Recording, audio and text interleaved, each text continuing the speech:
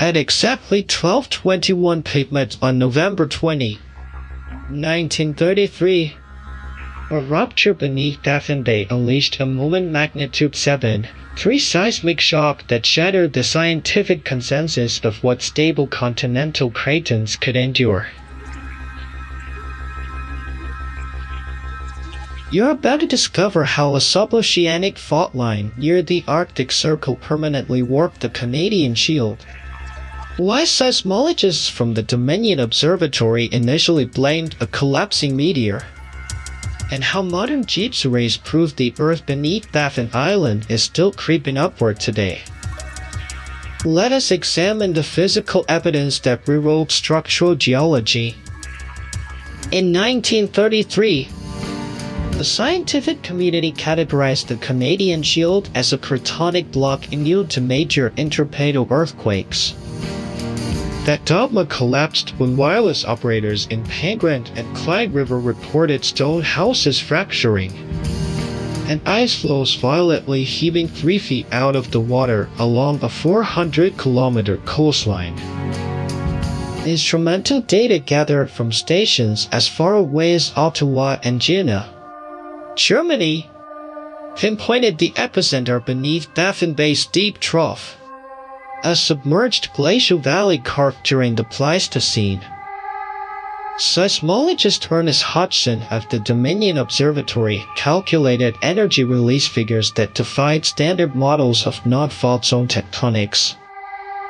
Geodetic surveys conducted decades later revealed a permanent crustal displacement along the offshore fault zone, showing that the seafloor dropped by over a meter in localized graben formations, while adjacent coastal shoulders vaulted upward.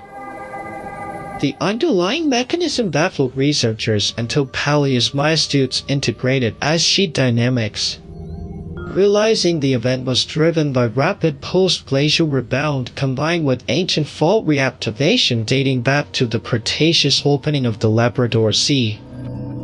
Modern deep stations anchored directly into the bedrock of Geological region record ongoing vertical uplift rates exceeding 12 millimeters per year, proving the 1933 event was not an isolated anomaly, but a critical phase in an active tectonic readjustment.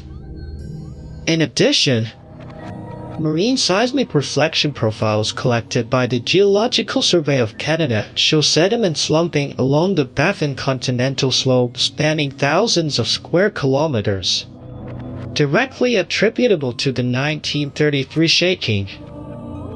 Before November 1933, structural engineers designing early northern infrastructure ignored seismic risk entirely, assuming stable shields meant zero ground acceleration. The Baffin Bay quake forced building codes across North America to account for intraplate seismicity.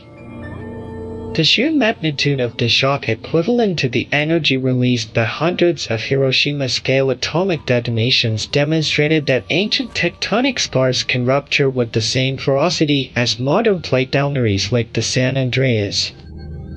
Today, researchers utilizing ocean-bottom seismometers deployed in the icy waters of Baffin Bay continue to map microseismicity along the offshore fault trace, confirming that strain accumulation remains active beneath the frozen seafloor.